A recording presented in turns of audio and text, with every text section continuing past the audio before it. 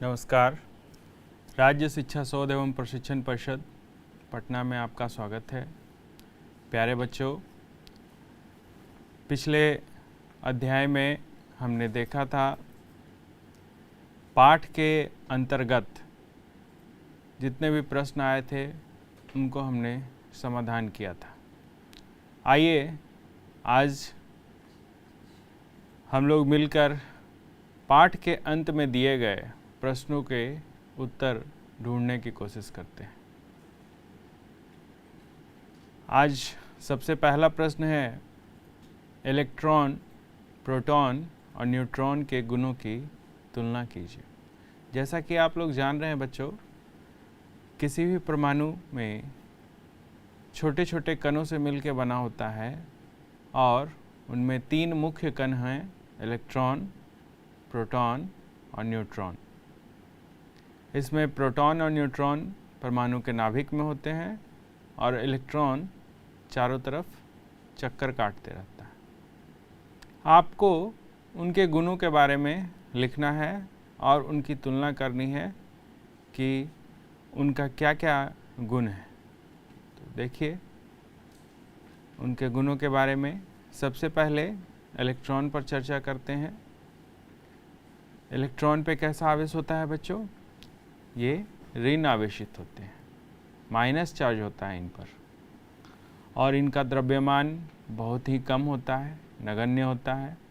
और इनका अगर मान देखा जाए तो 9 गुना 10⁻−31 kg, -31 kg है बच्चों, अर्थात बहुत ही कम है। और इनकी स्थिति कहाँ रहती है? यह नाभिक के बाहर के कक्ष में स्थित होते हैं और नाभिक के चारों तरफ चक्कर लगाते रहते हैं। दूसरा कण है प्रोटॉन। प्रोटॉन कैसे कण होते हैं? धनावेशित होते हैं और इनका द्रव्यमान 1.672 गुना 10⁻−27 kg होता है। इनका भी द्रव्यमान बहुत कम है, परंतु इलेक्ट्रॉन की तुलना में ये थोड़े भारी होते हैं। और ये प्रोटॉन परमाणु के नाभिक के अंदर स्थित होते हैं। न्यूट्रॉन ये उदासीन कण होते हैं, अर्थात इस पर किसी भी प्रकार का आवेश नहीं होता है, ना तो ऋण आवेश होता है ना धन आवेश होता है, इसलिए न्यूट्रॉन उदासीन हो जाते हैं। और इनका द्रव्यमान प्रोटॉन के द्रव्यमान के बराबर होता है। ये कहाँ स्थित रहते हैं बच्चों? ये नाभिक के अंदर स्थित रहते हैं। तो इस प्रकार से आप इलेक्ट्रॉन, प्रोटॉन और न्यूट्रॉन के गुणों की तुलना आप कर सकते हैं। अगले प्रश्न की ओर बढ़ते हैं और आपके सामने अगला प्रश्न आ रहा है। देखिए, जे टॉमसन ने परमाणु के मॉडल की क्या सीमाएं हैं? सबसे पहले आपको याद होगा जब हम चर्चा कर रहे थे पाठ के अंतर्गत, सबसे पहले परमाणु की संरचना के मॉडल को जे टॉमसन ने ही दिया था। और टॉमसन ने क्या कहा था कि परमाणु एक धन आवेशित गोला है, ठीक जैसे मैंने बताया था आप लोग के तरबूज के समान है। और जिस प्रकार से तरबूज के अंदर बीज धसे हुए रहते हैं, उसी प्रकार से इलेक्ट्रॉन भी परमाणु के अंदर धसे हुए रहते हैं। देखिए, लेकिन जे टॉमसन के जो मॉडल है वह यह नहीं व्याख्या कर पाया कि रदरफोर्ड का जो प्रकीर्णन प्रयोग हुआ वो क्यों हुआ। क्योंकि रदरफोर्ड के प्रकीर्णन प्रयोग में अधिकांश अल्फा कण परमाणु के बीच से होकर गुजर गए थे। टॉमसन का कहना था यह पूरा एक ठोस गोला है, लेकिन रदरफोर्ड के अल्फा कणों के प्रकीर्णन प्रयोग ने यह साबित कर दिया यह ठोस का गोला नहीं है, बल्कि परमाणु के अंदर अधिकांश स्थान खाली है।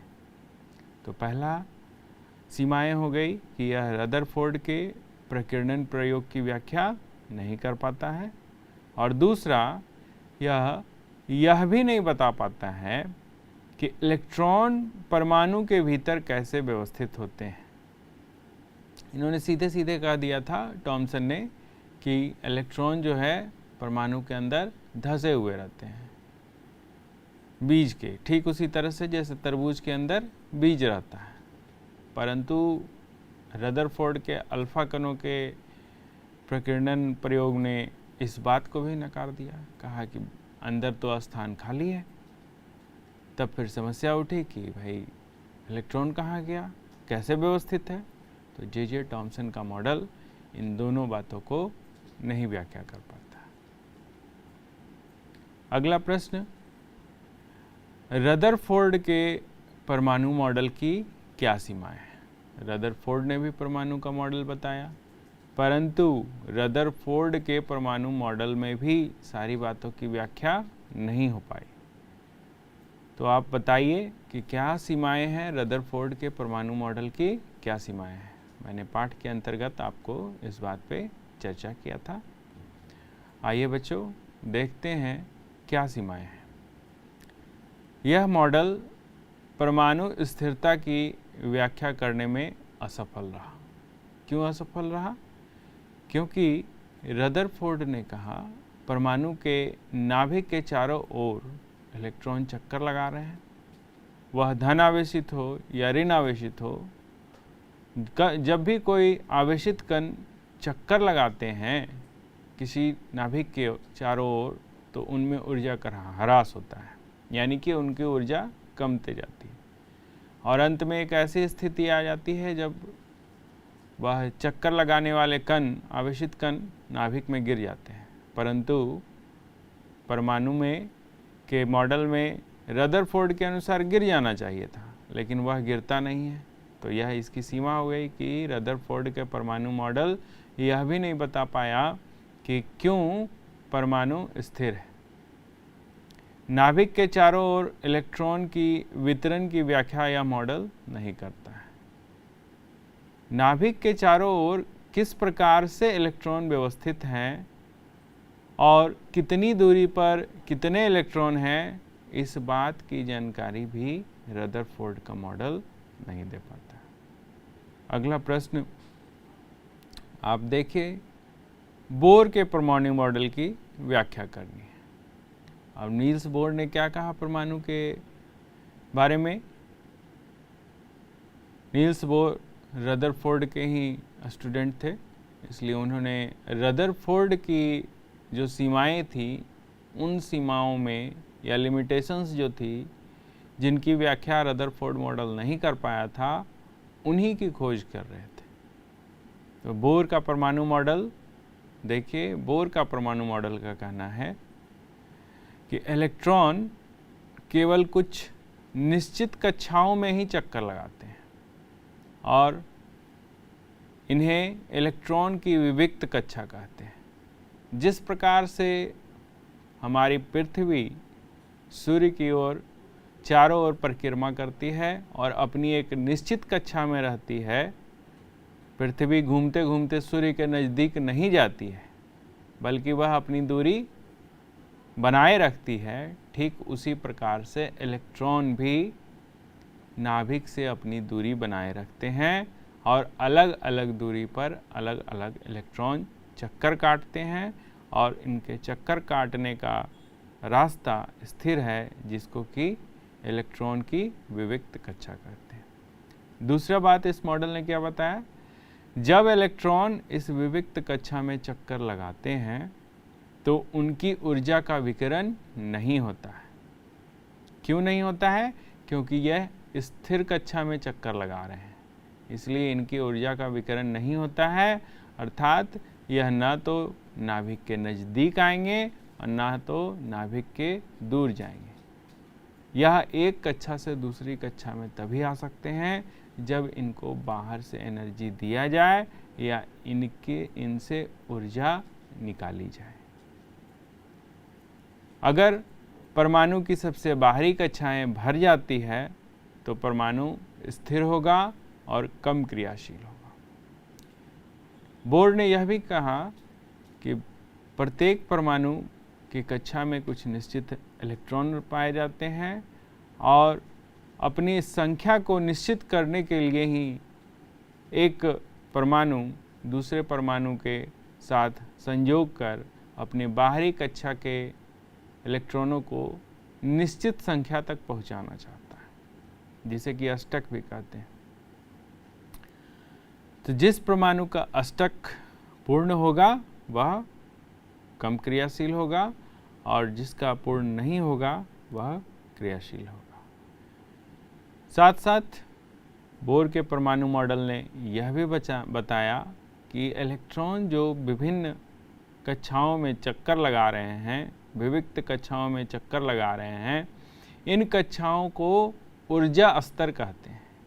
प्रत्येक कक्षाओं की ऊर्जा अलग अलग होती है और उन्होंने इन कक्षाओं को क्रम से नाम दिया, कक्षा के, एल, एम और एन। इस प्रकार से उन्होंने 4 कक्षा का वर्णन किया कि पहली कक्षा जो है वो कक्षा के है, दूसरी एल है, तीसरी एम है और चौथी एन है। अब आगे बढ़ते हुए अगले प्रश्न की ओर हम लोग आते हैं। देखते हैं, पूछा गया है बच्चों आपसे कि इस अध्याय में दिए गए सभी परमाणु मॉडलों की तुलना करें। तो आपको इस अध्याय में मुख्यतः 3 वैज्ञानिकों के परमाणु मॉडल को पढ़ना है।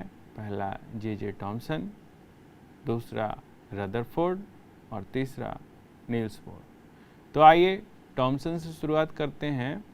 टॉमसन ने परमाणुओं की संरचना से संबंधित एक मॉडल प्रस्तुत किया और ये मॉडल कैसा था बच्चों?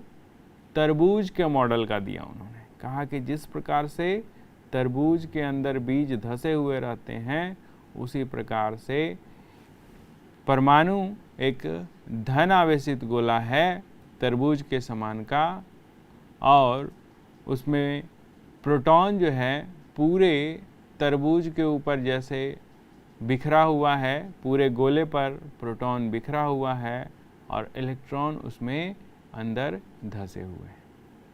तो परमाणु धन आवेशित गोले का बना होता है और इलेक्ट्रॉन उसमें धसे होते हैं। दूसरा कि ऋणात्मक और धनात्मक आवेश परिणाम में समान होते हैं, इसलिए परमाणु वैद्युत रूप से उदासीन होते हैं। ये बातें जे टॉमसन का कहना था। इस टॉमसन के बाद अल्फा किरणों के प्रकीर्णन के साथ रदरफोर्ड ने अपना मॉडल दिया। आइए रदरफोर्ड मॉडल को देखते हैं कि रदरफोर्ड का परमाणु मॉडल क्या बता रहा है। रदरफोर्ड के परमाणु मॉडल के अनुसार हम देखते हैं कि अलग अलग इलेक्ट्रॉन जो है वह बीच से खाली स्थान था उससे निकल गए थे। सोने के पत्थर के बीच खाली स्थान था, उससे पार कर गए थे। तो अब जो टॉमसन का कहना था कि परमाणु में प्रोटॉन पूरी तरह से बिखरे हुए हैं, परंतु अल्फा कणों ने तो यह साबित कर दिया कि खाली है, अधिकांश स्थान खाली है। तब रदरफोर्ड ने कहा कि परमाणु के अंदर प्रोटॉन एक छोटे जगह पर मौजूद है और उस छोटे जगह को उन्होंने कहा नाभिक में है। इस नाभिक में परमाणु का समस्त द्रव्यमान स्थिर है और इलेक्ट्रॉन जो है नाभिक के चारों ओर स्थित रिक्त स्थान में चक्कर लगा रहे हैं। नाभिक का आकार परमाणु के आकार की तुलना में अत्यंत कम या उपेक्षणीय है, अर्थात बहुत छोटा है। ठीक वैसा ही आप समझिए जैसे एक बहुत बड़ा फुटबॉल के मैदान में के बीच में एक फुटबॉल रखा हुआ, तो परमाणु का आकार फुटबॉल के मैदान के बराबर आप समझिए और नाभिक का आकार उस मैदान के बीच में रखे फुटबॉल के बराबर समझिए। तो आप देखेंगे कि उस बड़े से मैदान में बीच में फुटबॉल रखा हुआ है, तो अधिकांश जगह क्या है? खाली है। ठीक इसी प्रकार से रदरफोर्ड ने भी कहा कि परमाणु के अंदर अधिकांश स्थान खाली है और प्रोटॉन उस बीच में नाभिक में समाहित है, जो बहुत ही छोटा भाग है। अब एक और मॉडल है नील्स बोर का। नील्स बोर का परमाणु मॉडल क्या है? देखिए, नील्स बोर ने कहा इलेक्ट्रॉन केवल कुछ निश्चित कक्षाओं में ही चक्कर लगाते हैं, जिन्हें इलेक्ट्रॉन की विविक्त कक्षा कहते हैं।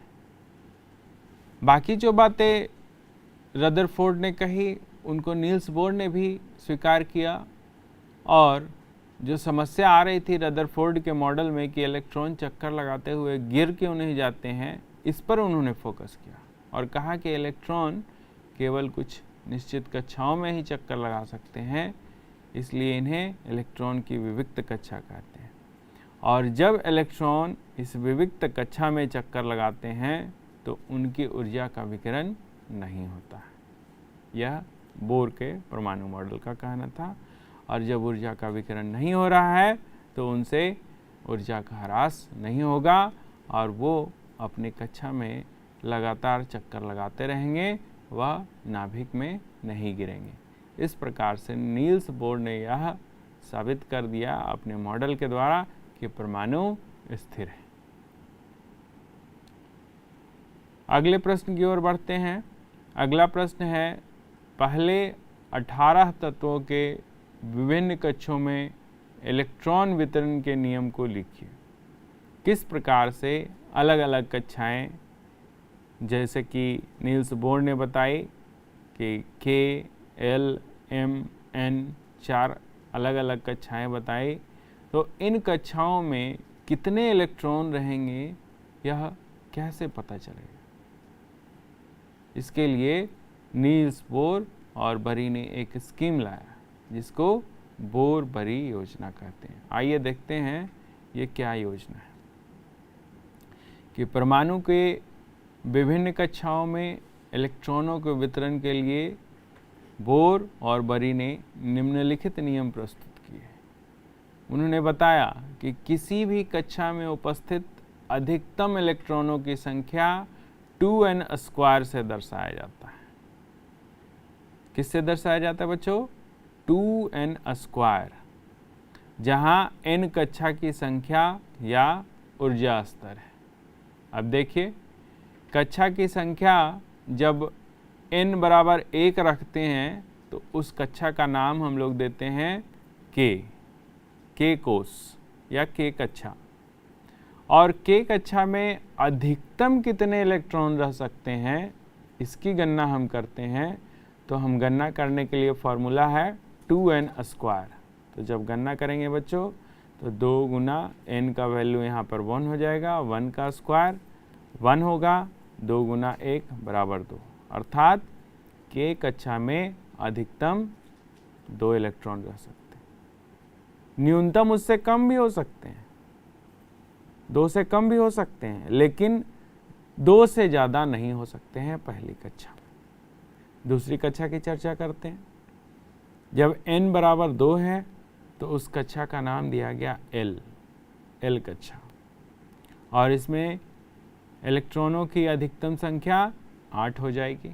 आप गणना करके देखिए उसी फॉर्मूले के अनुसार 2n² के अनुसार, तो 8 अधिकतम इलेक्ट्रॉनों की संख्या निकल के आएगी। तीसरी कक्षा के लिए n का मान 3 हो जाएगा और कक्षा का नाम हो जाएगा M।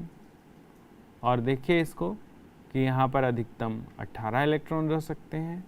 और इसी प्रकार से चौथी कक्षा के लिए अधिकतम इलेक्ट्रॉनों की संख्या आप निकाल सकते हैं बच्चों। बताइए कितना होगा, गुना करके निकालिए। 2n² में n का वैल्यू 4 रखिए, तो इस प्रकार से जब आप निकालते हैं तो वह मान आता है 32, अर्थात चौथी कक्षा में अधिकतम 32 इलेक्ट्रॉन रह सकते हैं।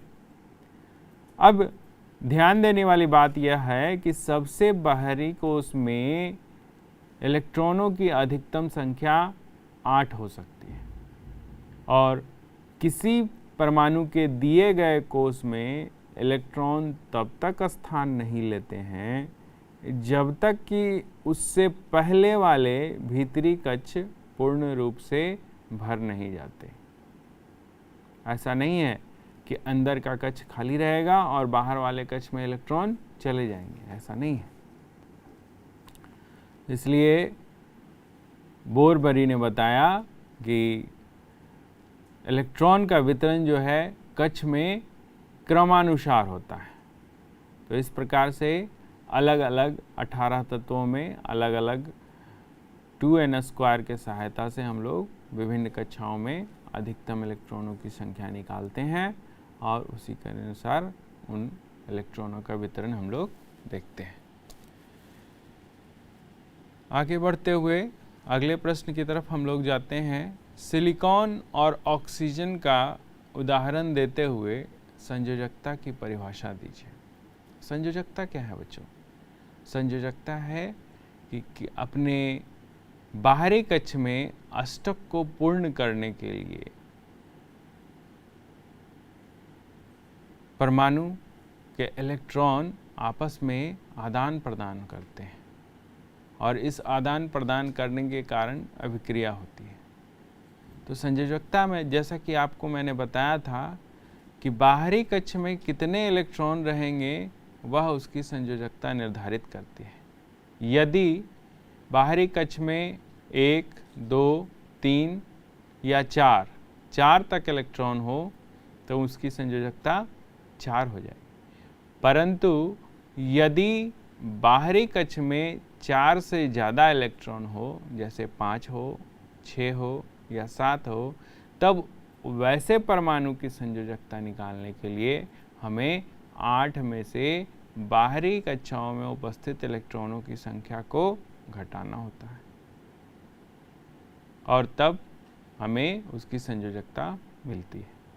आइए देखें कि कैसे सिलिकॉन और ऑक्सीजन का उदाहरण से हम समझते हैं कि किसी भी परमाणु के बाह्यतम कक्षा में उपस्थित संयोजी इलेक्ट्रॉन की संख्या को उस परमाणु की संयोजकता कहते हैं। संयोजी इलेक्ट्रॉन मतलब जो इलेक्ट्रॉन संयोग करेंगे, रासायनिक अभिक्रिया में भाग लेंगे।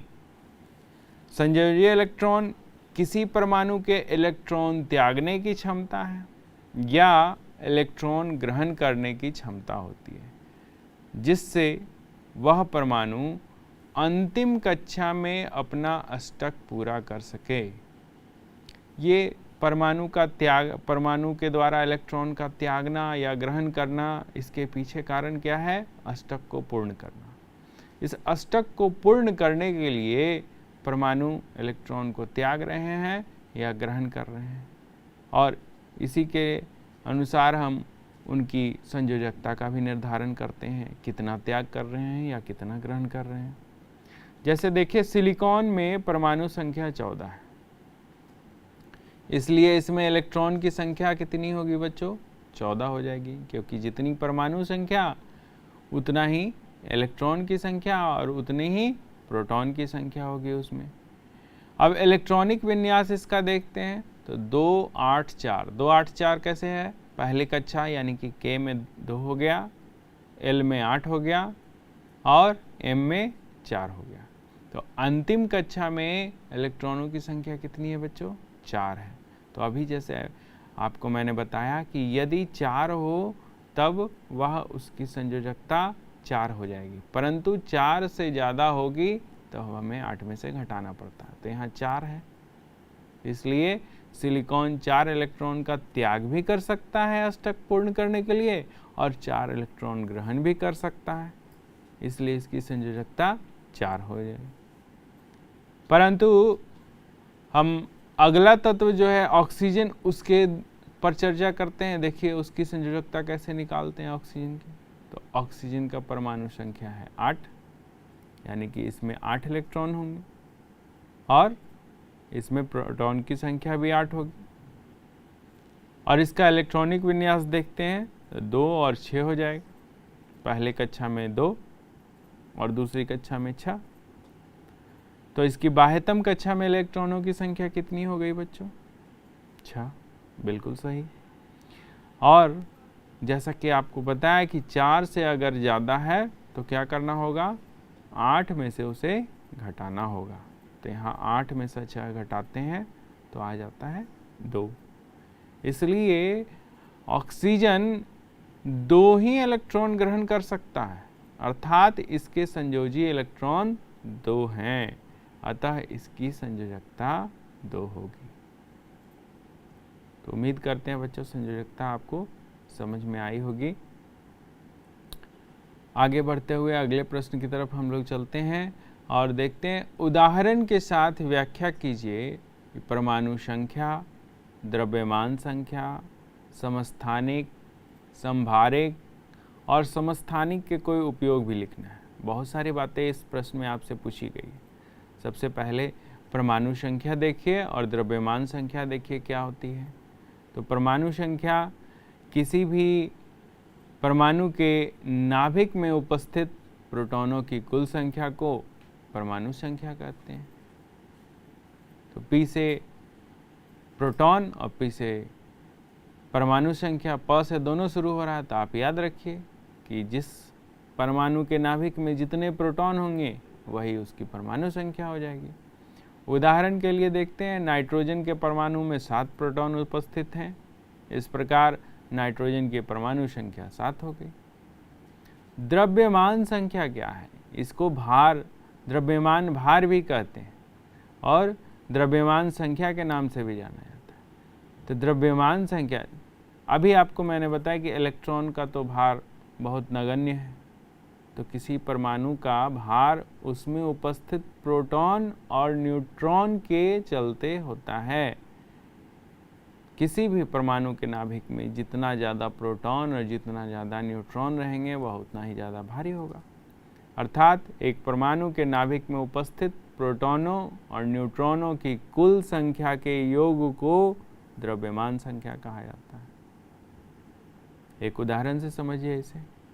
बोरॉन के परमाणु में 5 प्रोटॉन हैं तथा 6 न्यूट्रॉन होते हैं। अब बोरॉन का द्रव्यमान संख्या हमें निकालना है, तो उसके कुल प्रोटॉनों की संख्या और कुल न्यूट्रॉनों की संख्या को हम जोड़ देंगे। तो यहाँ पर जोड़ते हैं, 5 + 6 कितना हो जाता है? 11। इसलिए बोरॉन का परमाणु द्रव्यमान संख्या 11 होगा। अब बढ़ते हैं बच्चों समस्थानिक। समस्थानिक क्या होते हैं? एक ही तत्व के परमाणु जिनकी परमाणु संख्या समान होती है लेकिन द्रव्यमान संख्या भिन्न भिन्न हो जाती है। उदाहरण के लिए क्लोरीन लेते हैं। क्लोरीन के 2 समस्थानिक प्रकृति में पाए जाते हैं जिनका द्रव्यमान 35U और 37U, जो कि 3:1 के अनुपात में होते हैं। अर्थात प्रकृति में ज़्यादा 35U पाया जाता है और कम मात्रा में 37U पाया जाता है। तो समस्थानिक हो गए एक ही तत्व के परमाणु जिनकी परमाणु संख्या समान होगी परंतु द्रव्यमान संख्या भिन्न भिन्न होगी। समभारिक, समभारिक किसे कहते हैं बच्चों? अलग अलग परमाणु संख्या वाले तत्व। समस्थानिक ध्यान देना है कि एक ही तत्व के थे, लेकिन समभारिक अलग अलग तत्व होंगे। तो समभारिक अलग अलग तत्वों के परमाणु जिनकी द्रव्यमान संख्या समान हो जाती है उन्हें समभारिक कहा जाता है। उदाहरण के लिए कैल्शियम की परमाणु संख्या 20 और आर्गन की परमाणु संख्या 18, दोनों अलग अलग तत्व हैं, लेकिन दोनों तत्वों की द्रव्यमान संख्या 40 है। अर्थात कैल्शियम और आर्गन ये समभारिक हो जाएंगे। तो ध्यान देना है बच्चों, बहुत थोड़ा सा अंतर है। समस्थानिक में एक ही तत्व के 2 अलग अलग परमाणु होते हैं और जबकि समभारिक में 2 अलग अलग तत्वों के परमाणु के बीच में तुलना की जाती है।